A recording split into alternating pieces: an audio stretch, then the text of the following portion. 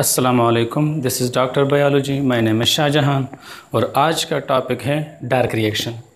तो इससे पहले फोटोसिंथेसिस क्या है ये भी मैं एक्सप्लेन कर चुका हूँ। क्या क्या चीज़ें इसमें रिएक्टेंट्स है, क्या क्या इसमें प्रोडक्ट है, फिर मेन प्रोडक्ट कौन सा है, बाई प्रोडक्ट कौन सा है, ये भी हम एक्सप्लेन कर चुके हैं। फिर फोटोसिंथेसिस का मैकेनिज़्म हमने स्टार्ट किया। तो मैकेनिज़्म दो स्टेप पे मुश्तमिल था। एक को मैंने कहा लाइट रिएक्शन, दूसरे को मैंने कहा डार्क रिएक्शन।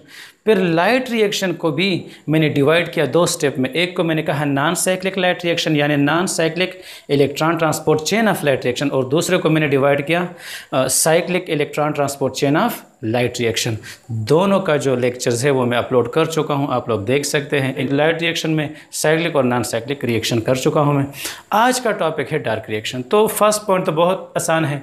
डार्क रिएक्शन कहाँ पे होता है? ये स्ट्रोमा ऑफ क्लोरोप्लास्ट में होता है। तो क्लोरोप्लास्ट के दो मेन पार्ट्स थे, ग्रेना और स्ट्रोमा।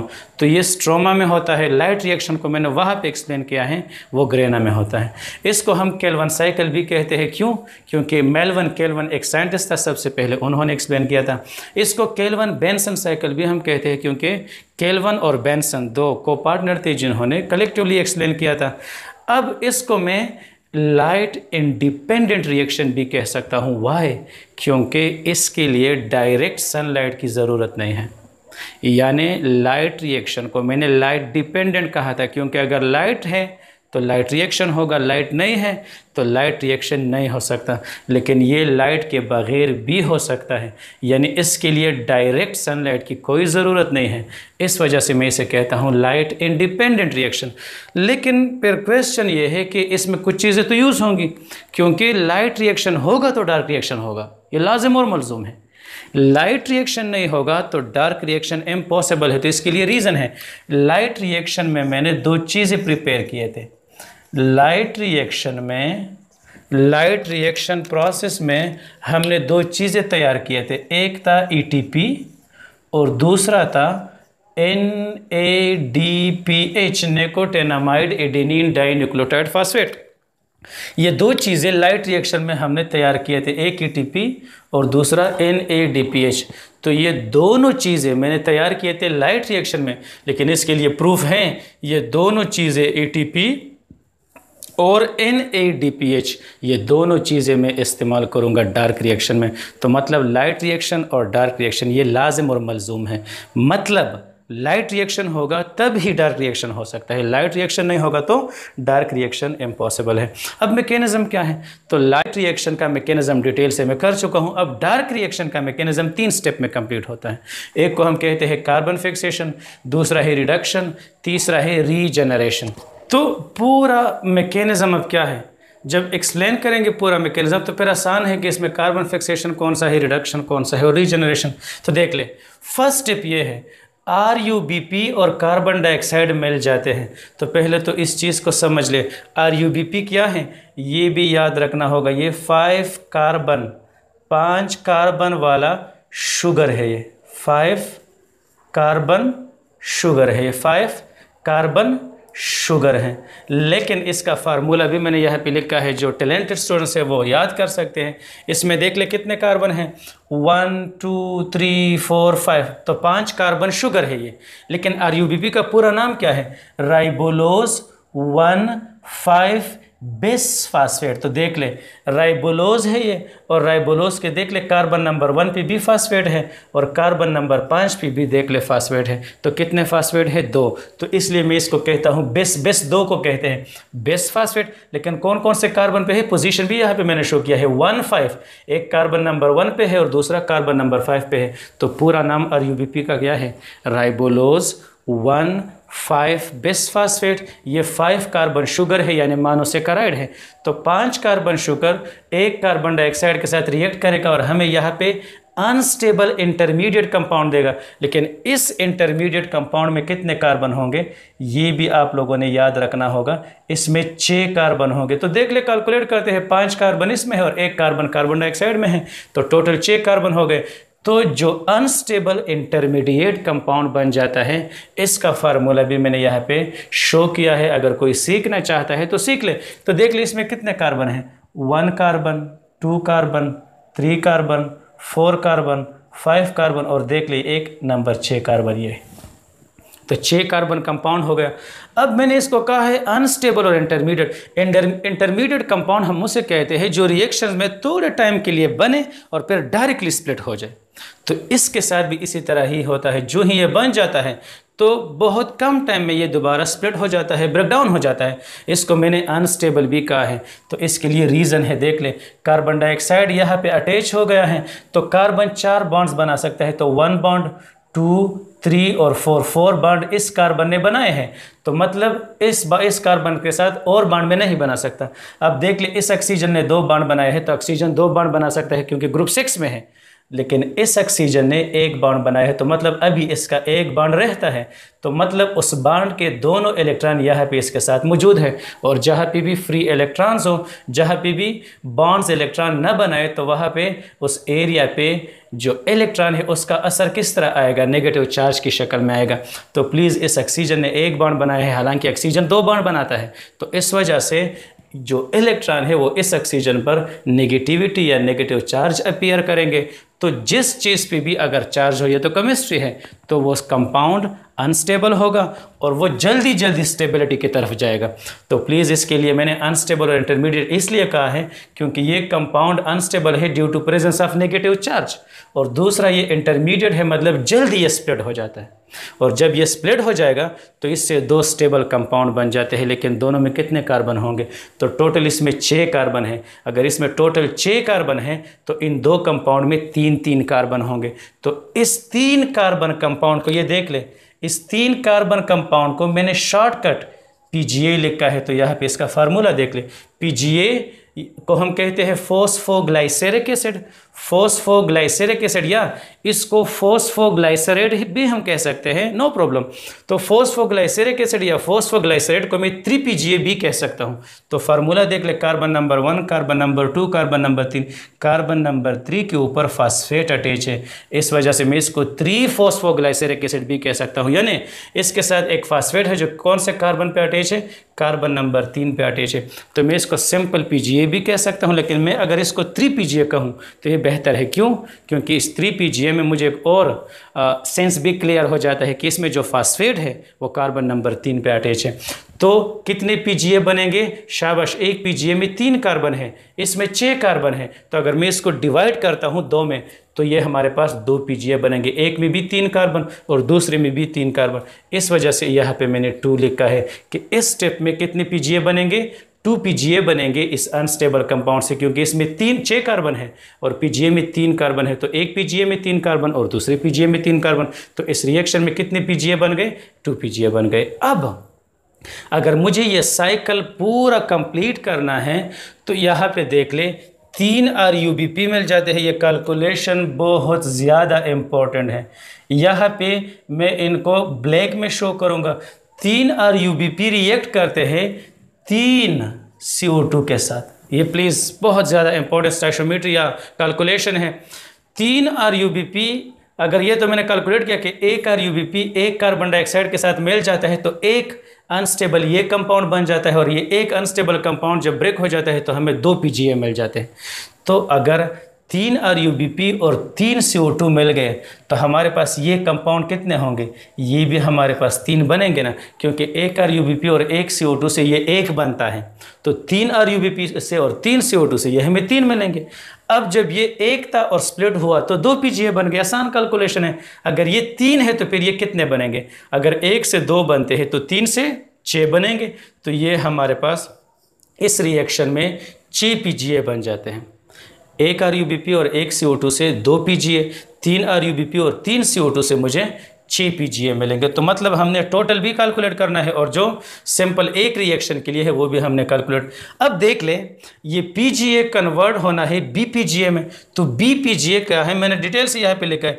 BPGA को हम बिस 2, P मीन्स फॉस्फो, और वही बात है ग्लाइसेरिक एसिड।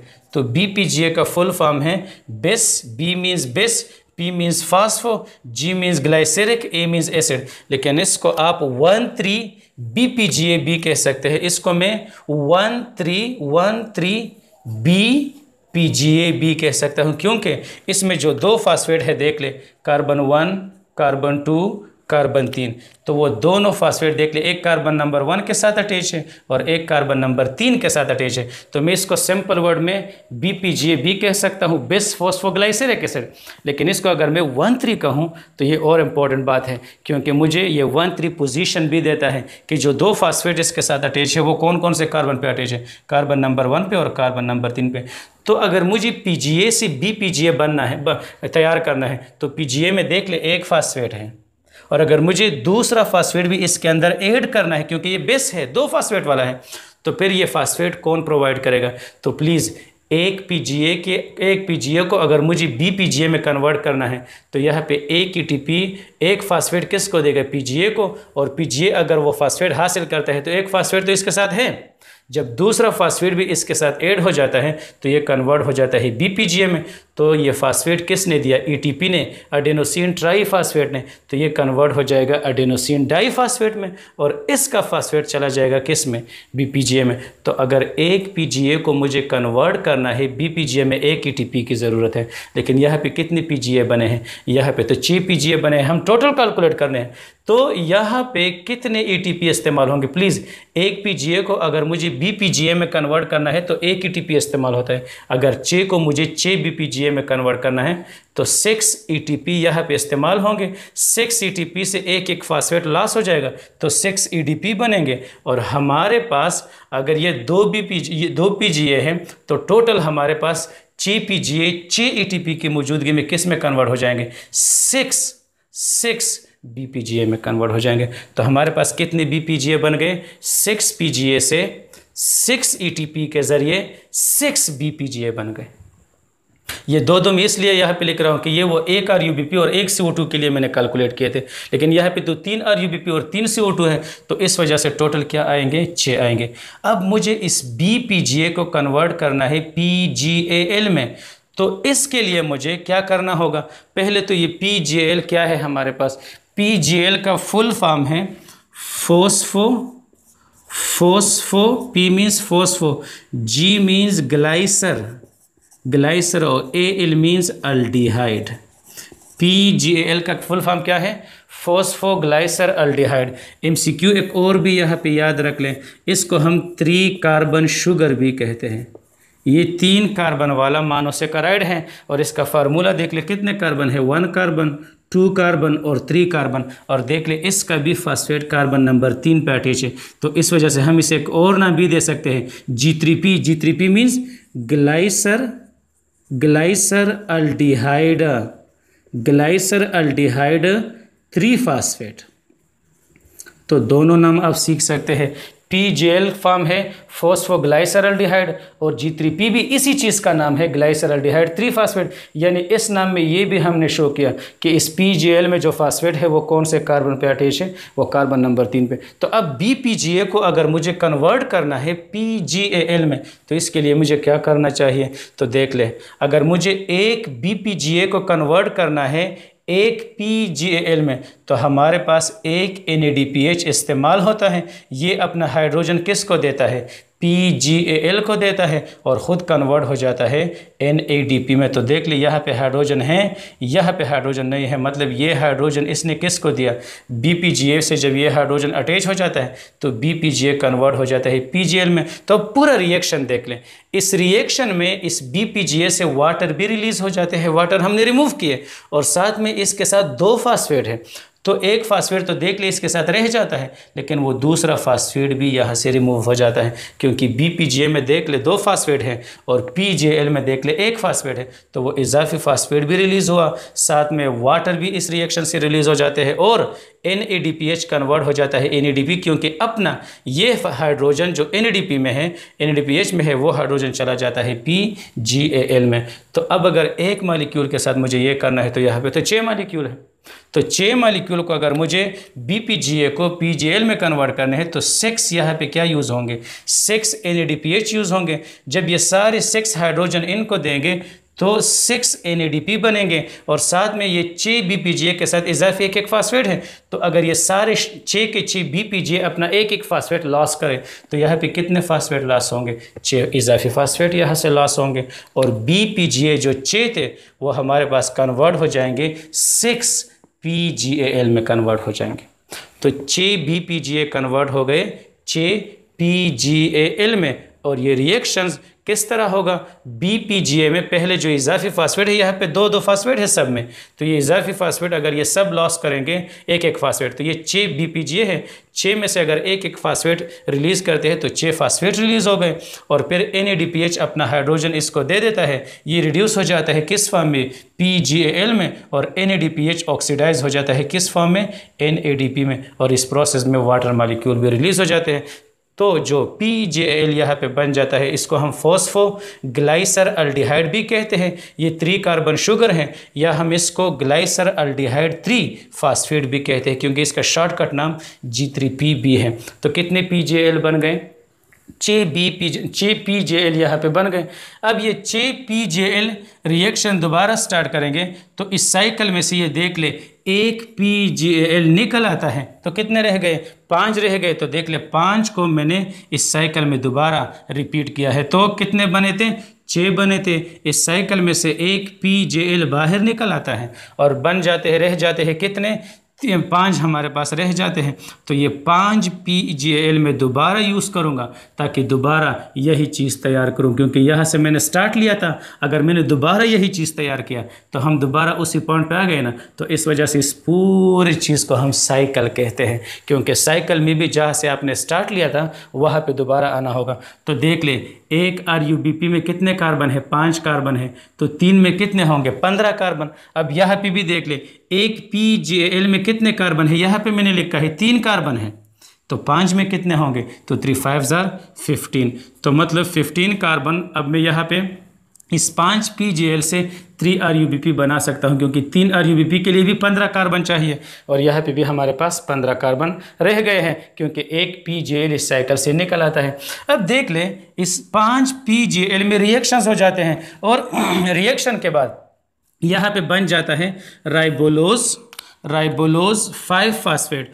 तो देख लें, ये राइबोलोज है, और राइबोलोज का अगर मैं नंबरिंग देता हूँ 1 2 3 4 और 5, तो कार्बन नंबर 5 पे देख ले एक फास्फेट अटैच है।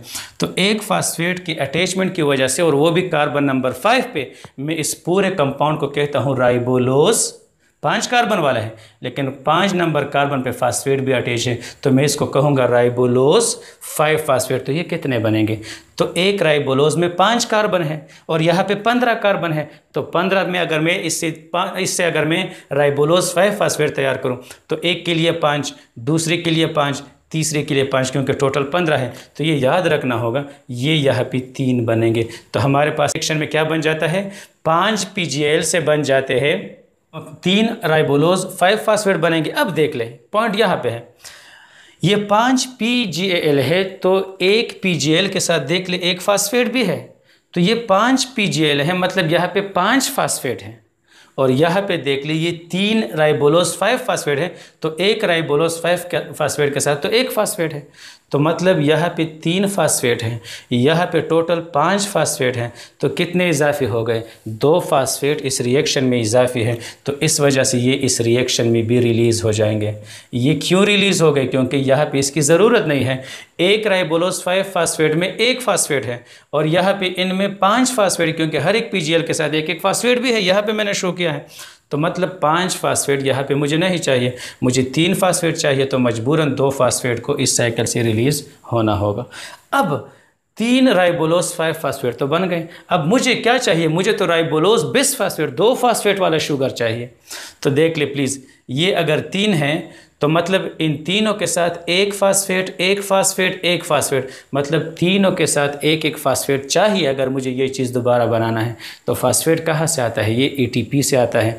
तो 3 राइबोलोज 5 फास्फेट के लिए कितनी ATP चाहिए?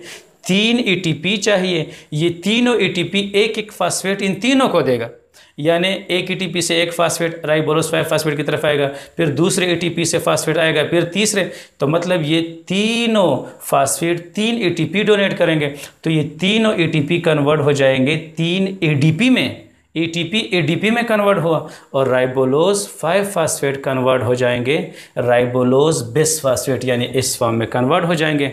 तो अब देख ले, दोबारा रिवाइज करता हूँ जल्दी।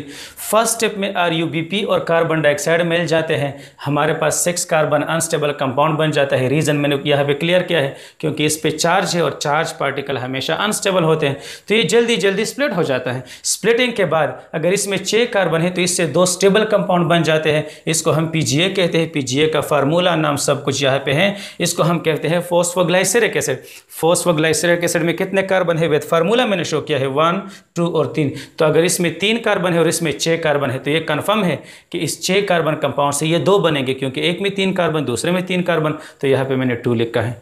अब ये तो एक रिएक्शन है, लेकिन इस पूरे प्रोसेस में 3 RuBp 3 CO2 के साथ अटैच हो जाते हैं। तो अगर एक RuBp 1 CO2 के साथ अटैच हो जाता है तो ये बन गए।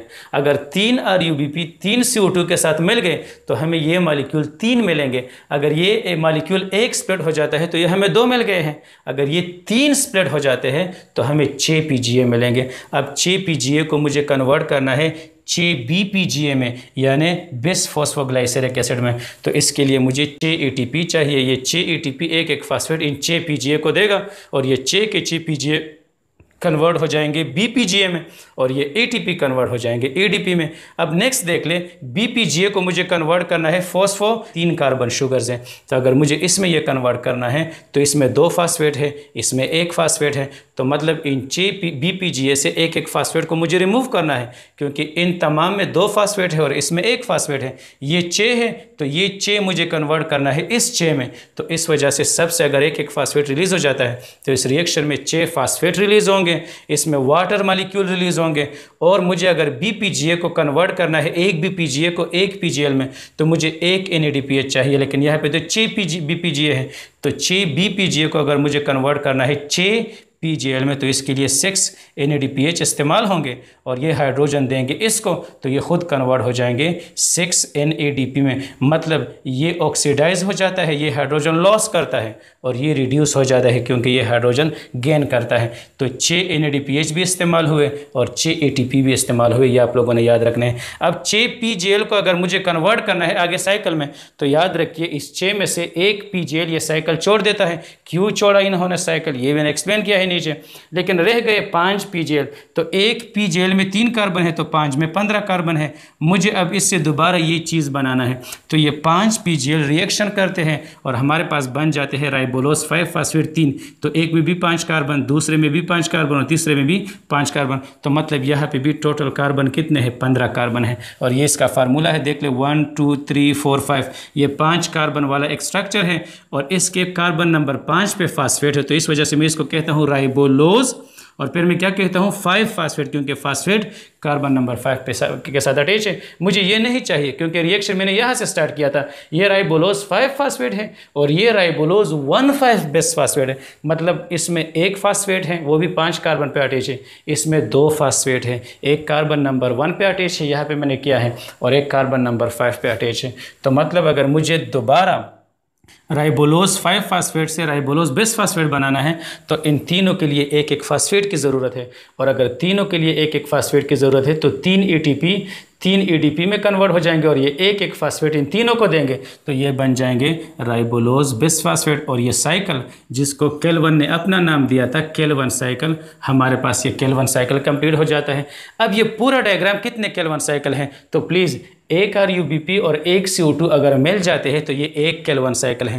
लेकिन यहाँ पे प्लीज़ देख लें 3 RuBp 3 CO2 के साथ अटैच हुए हैं, तो असल में ये 3 केल्विन साइकिल है। ये भी आप लोगों ने, क्योंकि आगे जाके मैं इंपॉर्टेंट MCQ यहाँ से डिराइव करूँगा, तो ये असल में एक केल्विन साइकिल नहीं है। एक केल्विन साइकिल वो है जब एक RuBp और एक CO2 मिल जाते हैं, लेकिन इसमें देख ले 3 RuBp 3 CO2 के साथ अटैच हुए हैं, तो ये असल में कितने साइकिल्स हैं, ये 3 केल्विन साइकिल्स हैं। और जब 3 केल्विन साइकिल्स पूरे कंप्लीट हो जाते हैं तो प्लीज़ 6 ATP यहाँ पे इस्तेमाल हुए हैं और 3 ATP यहाँ पे इस्तेमाल हुए हैं। तो सिंपल ये याद रखना होगा, इस 3 जितने भी कंप्लीट 3 केल्विन साइकिल होंगे तो इन तीनों केल्विन साइकिल्स में कितने ATP इस्तेमाल होंगे, शाबाश, इसमें 9 ATP इस्तेमाल होंगे।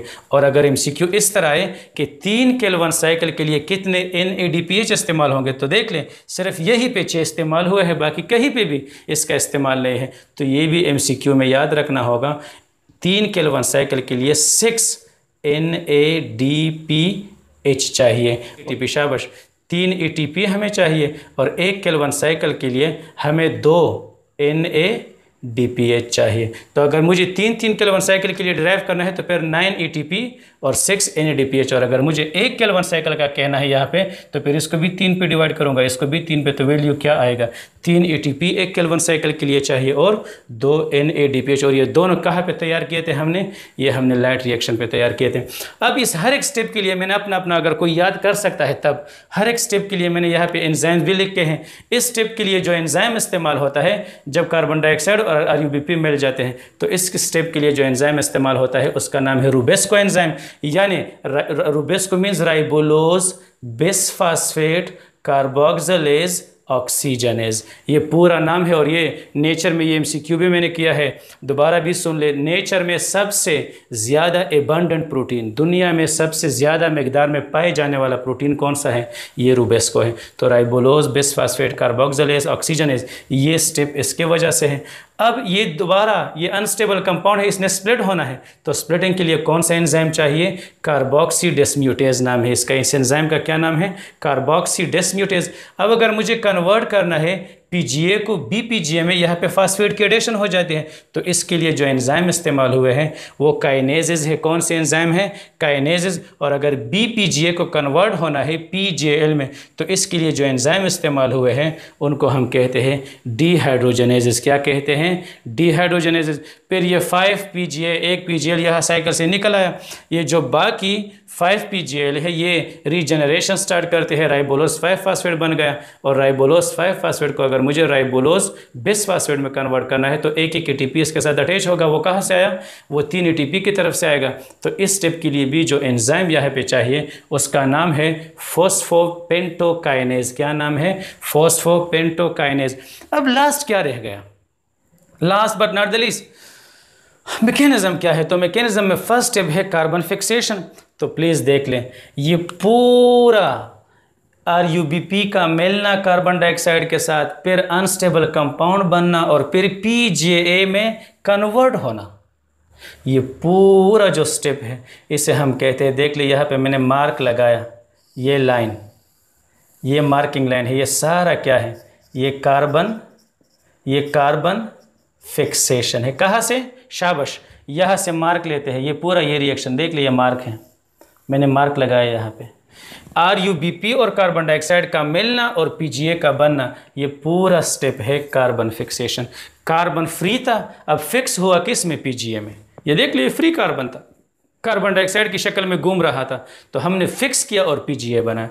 अब देख लें, PGA BPGA में कन्वर्ट होता है और BPGA कन्वर्ट हो जाता है PGL में, तो यहाँ पे इससे हाइड्रोजन लॉस होता है और हाइड्रोजन इसने गेन किया, तो मतलब यहाँ पे इसने रिडक्शन किया। तो दूसरा स्टेप मैंने क्या लिखा है, BPGA का कन्वर्ट होना PGAL में, ये कौन सा स्टेप है, शाबाश, ये रिडक्शन हो गया क्योंकि यहाँ पे हाइड्रोजन ऐड हुआ इसको। और इसके बाद जितना भी ये स्टेप है पूरा 5PGL मिल जाते हैं, राइबोलोज 5 फास्फेट बनाते हैं और राइबोलोज 5 फास्फेट RUBP अगेन तैयार करता है। तो इस पूरे स्टेप को हम कहते हैं रीजनरेशन। इसे हम क्या कहते हैं, रीजनरेशन। और जो एक PGL यहाँ से निकला है, इसका किस्सा तो अभी रह गया, तो 5 PGL चले गए, इस साइकिल को कंप्लीट किया, यानी 3 केल्विन साइकिल अब यहाँ पे कंप्लीट हुए। जब 3 केल्विन साइकिल कंप्लीट हुए तो साइकिल में से कितने PGL निकल आए, 1 PGL निकल आया। इस 1 PGL में कितने कार्बन है, इसमें 3 कार्बन है। और अगर ये 3 कार्बन वाला है तो आगे मुझे ग्लूकोज तैयार करना है, तो ग्लूकोज में तो 6 कार्बन है, तो क्या मैं 3 कार्बन से 6 कार्बन वाला स्ट्रक्चर बना सकता हूँ, कभी भी नहीं। तो 3 केल्विन साइकिल जब हो गए तो 1 PGL मिल गया मुझे। अब अगर मुझे दूसरा PGL भी मिल गया तो उसमें भी 3 कार्बन होंगे, तो मतलब फिर दोनों PGL को अगर मैं प्लस करूँगा तो ये 6 कार्बन बन जाएंगे, तब मैं ग्लूकोज बना सकता हूँ। तो इसलिए मुझे एक और PGL की भी ज़रूरत है, तो मतलब 3 केल्विन साइकिल और भी यहाँ पे मुझे चाहिए। और 3 केल्विन साइकिल अगर मुझे और चाहिए तो टोटल कितने केल्विन साइकिल होंगे, टोटल 6 केल्विन साइकिल होंगे अगर मुझे 2 PGL तैयार करने हैं। तो ये तो मैं बाद में MCQ में भी डिस्कस करूँगा। लेकिन ये PGL कन्वर्ट हो जाता है DHEP में, और DHEP का मतलब है डाई हाइड्रोक्सी एसीटोन फास्फेट। अगर MCQ में आए, ये भी हमारे पास क्या है, ये डाईहाइड्रॉक्सी एसीटोन फास्फेट भी क्या है, ये भी 3 कार्बन शुगर है हमारे पास। जिस तरह ये PGL 3 कार्बन शुगर है, इसी तरह डाईहाइड्रॉक्सी एसीटोन फास्फेट ये भी 3 कार्बन शुगर है। तो PGL कन्वर्ट हो जाते हैं DHAP में, DHAP कन्वर्ट हो जाते हैं फ्रक्टोज। F मीन्स फ्रक्टोज, ये देख ले स्पेलिंग, फ्रक्टोज, फ्रक्टोज और 1,6 बेस फास्फेट का मतलब क्या है, फ्रक्टोज के कार्बन नंबर 1 और कार्बन नंबर 6 पे फास्फेट अटैच है, कितने हैं, 2 हैं, तो fructose 1,6 base phosphate. Fructose 1,6 base phosphate से एक फास्फेट लॉस हो जाता है, ये देख लें, एक फास्फेट को मैंने साइकिल से रिमूव किया तो क्या बन जाएगा, फ्रक्टोज 6 फास्फेट। बेस फास्फेट अब नहीं है क्योंकि एक फास्फेट तो यहाँ से निकला है, और फ्रक्टोज 6 फास्फेट कन्वर्ट हो जाता है फ्रक्टोज 1 फास्फेट में, और फ्रक्टोज 1 फास्फेट कन्वर्ट हो जाता है ग्लूकोज 1 फास्फेट में, यानी ग्लूकोज हमारे पास बन गया। अब अगर ग्लूकोज के साथ मुझे दूसरा फ्रक्टोज अटैच करना है तो ये कन्वर्ट हो जाएगा सक्रोज में, और अगर यही सारे ग्लूकोज इसको मैंने आपस में अटैच करना है तो इससे बन जाएगा स्टार्च। तो हमारा क्वेश्चन यहाँ तक है, हमने कहा था कि फोटोसिंथेसिस में ग्लूकोज बनता है तो ग्लूकोज यहाँ पे बन गया। अब अगर ग्लूकोज को मुझे सक्रोज में कन्वर्ट करना है तो इसके साथ मुझे एक और फ्रक्टोज अटैच करना होगा, और अगर मुझे इसे स्टार्च में कन्वर्ट करना है तो फिर बहुत सारे ग्लूकोज 1 फास्फेट आपस में अटैच करूँगा तो इससे स्टार्च भी बनेगा। तो ये तमाम किस्सा था डार्क रिएक्शन, और डार्क रिएक्शन हमारे पास स्ट्रोमा में होता है, इसे हम केल्विन साइकिल कहते हैं, केल्विन बेंसन साइकिल हम कहते हैं। ये असल में लाइट इंडिपेंडेंट है, इसके लिए डायरेक्ट सनलाइट की ज़रूरत नहीं है, लेकिन लाइट रिएक्शन में जो चीज़ें मैंने पैदा की थी ATP और NADPH ये दोनों इसमें इस्तेमाल होते हैं। कितने स्टेप में ये कंप्लीट होता है, कार्बन फिक्सेशन, कार्बन फिक्सेशन में PGA बन गया, रिडक्शन, रिडक्शन में PGAL बन गया, और रीजनरेशन में दोबारा RUBP बन जाता है। अब मैं इन 3 स्टेप्स को बहुत आसान कर देता हूँ। अगर कोई कहे कि कार्बन फिक्सेशन में क्या होगा, तो इस पूरे साइकिल में मैंने मैकेनिज्म तो किया है, सिर्फ इतना कहें कि यहाँ पे RUBP, ये स्टेप आसान कर देते हैं कि इस पूरे मैकेनिज्म में RUBP plus carbon dioxide reaction करेंगे और एट द एंड मुझे PGA बन जाएंगे।